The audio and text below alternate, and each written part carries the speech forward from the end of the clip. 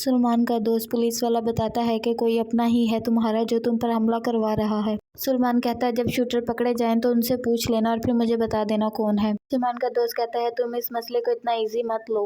عروج پوچھتی ہے وسائی کو کہاں پر ہے مہرین آنٹی؟ وسائی کہتی ہے وہ اپنے کمرے میں بھی نہیں ہے، مجھے نہیں پتا وہ کہاں پر گئی ہے۔ عروج مہرین کو ڈھونڈنے کے لیے جاتی ہے۔ عروج جا کر دیکھتی ہے کہ مہرین نیچے گری بے ہوش ہوتی ہے۔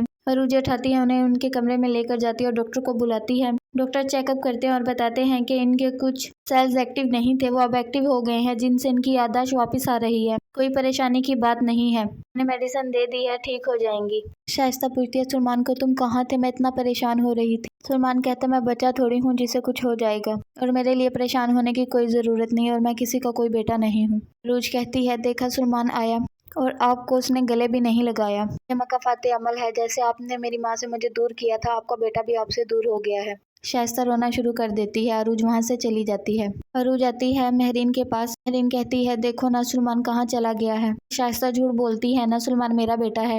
عروج کچھ جواب نہیں دیتی۔ مہرین کہتی ہے یہ سب پاگل ہو گئے ہیں جو اس طرح کی باتیں کرتے ہیں۔ تبھی سلمان آ جاتا ہے۔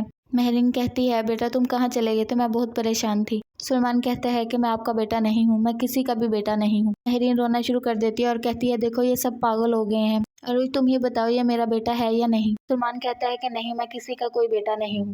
سلمان کہہ کر چلا جاتا ہے اور مہرین کی طبیعت خراب ہونا شروع ہو جاتی ہے۔ عروج کہتی ہے کہ آپ اتنا پریشان کیوں ہو رہی ہیں، وہ سچ کہہ رہا ہے، وہ آپ کا بیٹا نہیں ہے۔ مہرین عروج کو بھی کہتی ہے تم بھی پاگل ہو گئی ہو۔ عروج جاتی ہے اپنے پرانے کپڑے اور چیزیں لے کر آتی ہے اور مہرین کے ہاتھ میں پکڑا دیتی ہے۔ مہرین جیسے ہی چیزیں پکڑتی ہے اسے اپنی یادداشت آنا شروع ہو جاتی ہے، اپنی بیٹی شوہر سب یاد آنا شروع ہو جاتا ہے۔ پھر عروج اسے بریسلٹ نکال کر دیتی ہے، مہرین اور وقار کے ساتھ اپنی تصویر دکھاتی ہے۔ مہرین دیکھ کر پریشان ہو جاتی ہے، اسے ساری باتیں یاد آنا شروع ہو جاتی ہیں۔ پھر عروج انہیں بتاتی ہے کہ میں آپ کی بیٹی ہوں۔ مہرین تصویر کو دیکھتی رہ جاتی ہے۔